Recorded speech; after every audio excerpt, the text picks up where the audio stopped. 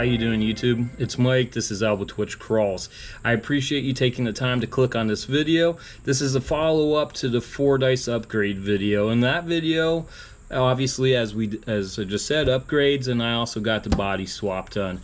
In this video, we are going to paint that body. That body is a J Concepts 1961 Corvair.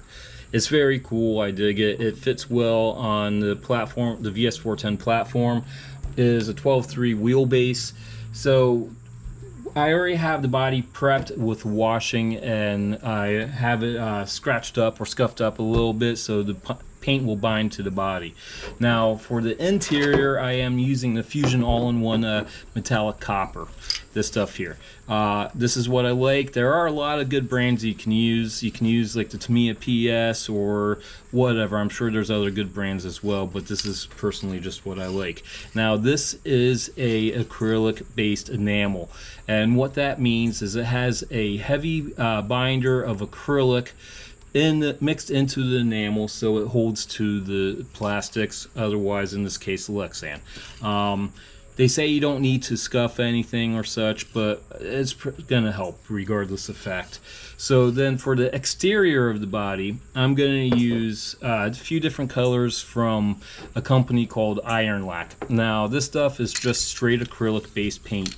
It's really good. They have a lot of really cool colors. This is the gray, which is what I'm gonna use as a undercoat and a primer based tone.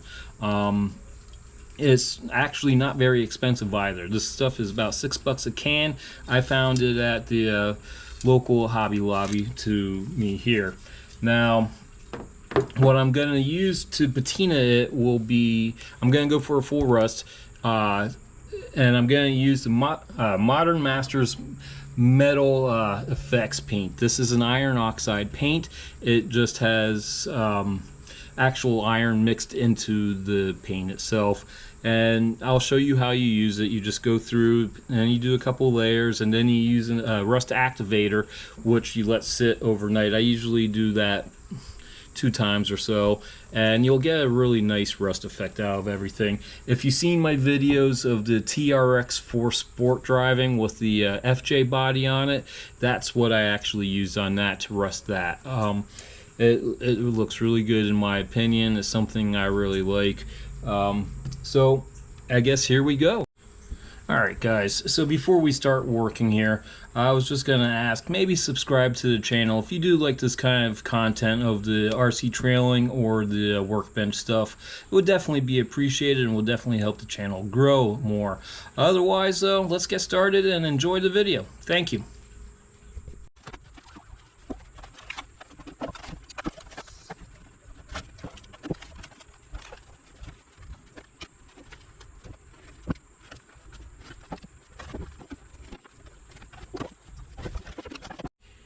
Okay, so even though I washed the body, I still rubbed it down with rubbing alcohol to make sure I got it very clean, no fingerprints, no leftover product from factory that I might have missed or whatever. So then after that, I went and did my first coat. It's very thin, just enough to get like a little bit of color down. You don't want anything too thick. You want to take your time and do it little by little. This will give it a nice easy tack coat for the next layer to stick to, and then I'm gonna do probably another 2 layers of this copper color, and then from there I'll go in and do a layer of black on top just to finalize it. And then after that point, we'll go ahead and start cleaning up the outside of the body and getting that ready to paint. I'm gonna go get the next couple of layers of paint on, and I'll be back in a minute. Okay, so in my time it's been about 45 minutes, maybe an hour. I did 2 more coats, thin coats of the copper color, build it up just a little bit and a little bit more, and then I did a coat of black on top of that for the inside. You don't have to make sure it's perfect, perfectly even. Having a little dark spot here nor there is fine, because if the paint peels up, this is just to like make it look rusty-esque anyhow, just because the body's going to get damaged if you're driving it. If it's a shelf queen, that's a completely different story. If it was a shelf queen, I probably wouldn't even paint the inside, to be honest. But yeah, so from here I'm gonna peel the exterior plastic, tape up the windows, and clean it up, and then probably get a layer of gray on.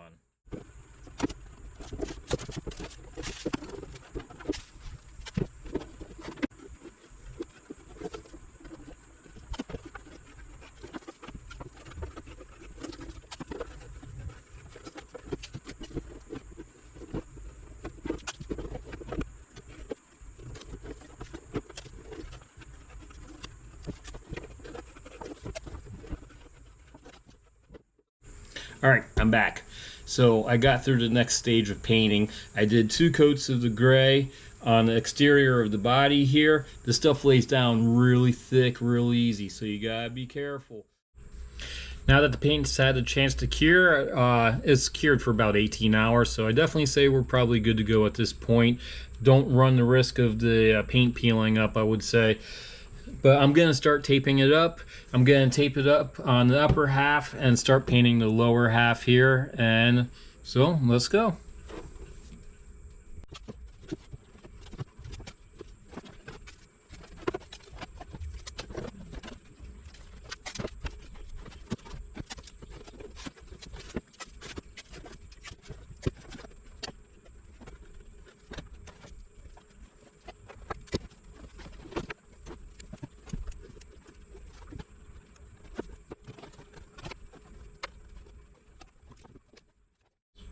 Okay, time to paint. Got 2 coats of the yellow down. Now it's time to let it cure.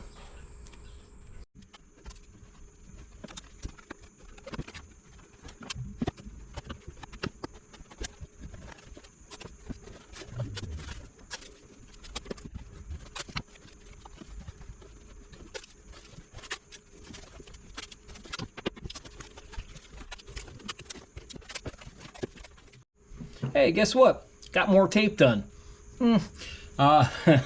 Anyhow, so now that we have this next step of taping done, I'm gonna go in and I'm gonna spray a coat of yellow first. And what that's gonna do is it's gonna help seal the edges so we don't have any bleed through. If we do get bleed through, no big deal, but we're just taking the extra step to try to help prevent that. I'm not going to wait for it to cure overnight. I'm just going to wait for it to dry to touch, and then I'm going to start in on the first of 2 colors for the stripe. But once that first color is down, yeah, we're going to let it cure, and then guess what? We'll get back to it tomorrow in order to do the second color. So much curing and taping and curing and taping.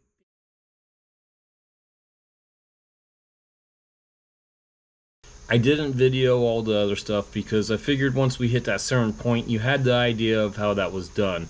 I don't think we needed to go through and show every single step of the stripes and stuff like that. But the main thing to remember is just be patient, take your time, and try to do it right. Now, even with doing that, I still had a couple spots that were problematic. No big deal. We're not going to sweat these little things. But as I said, it's a patina job, so honestly this is all going to be in my favor in the long run. But just to show you, I had a little bit of paint chip here, there's a little bit of paint peeling off of the stripes, and just very minimal spots. But again, it's in our favor. Now, doing the patina is not just doing the iron oxide paint for rust. You can do a lot of cool little details. I'm not necessarily going to get into that with this project, especially since this is going to be for a driver. This is not something that's going to sit and look pretty on a shelf, so I don't want to sit there and like put all this man hours into something that's just going to get wrecked anyway. But yeah, you can do things. You can take like a pencil and run through the edges here so you have like the door jamb gaps looking a little darker. I think if you use a pen or a marker, that makes it too dark. The pencil, you get a nice soft lead and it gives it a nice shade for that. I will probably take a little bit of acrylic wash and put that in some key spots just to dirty up the paint, or like just to give a little texture in spots that's not the rust. I don't plan on rusting the hood because I painted it to be primered like it was fixed. I still left on the tape on the windows though, just because it's going to make life a little easier just as well when it comes time to like do the iron oxide paint. This way we're not overlapping and not making more of a mess for us to clean up later. But yeah, overall I would say I really enjoy painting RC bodies, but for doing patina jobs, this is probably my favorite part. So let's get going on this and get it let's get it done. When I first started doing this originally, I was using pretty much just brushes. Now the brushes, you can get some cool little effect with the stippling and stuff, but it can lay it on pretty thick. Over time I started introducing a little piece of sponge. This time I'm starting to introduce more of a sea sponge that's a little more Swiss cheesy looking. I think that might give us a little cooler effect. But experimenting with this is half the battle and half the fun. But yeah, you shake up your paint really good. I start usually with what's like in the cap a little bit.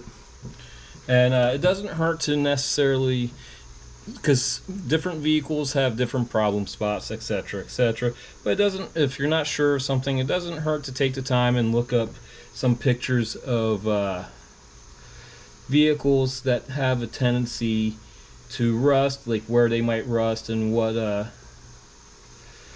it will look like.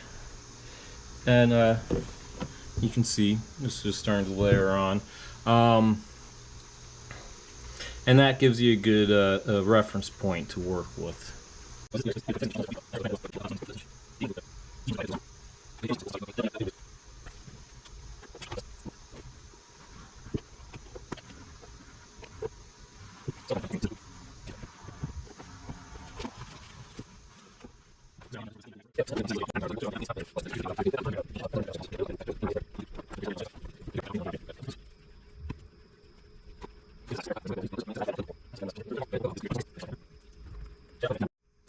Alright, it's time to move into the final portion here. We're going to start working with the rust activator. This is where it all comes together. This is where you get to see things come alive. It does take time for the activator to work. It's not going to happen immediately. I usually do this in 2, maybe 3 coats. I'll apply it very sparingly, or not sparingly, very freely, and let it sit for a good long while, and then go back, apply another coat, and then just let it sit for a while. And from that point, once I'm happy with what the rust looks like, I'll peel the tape at that point, and we'll mount it up and be done.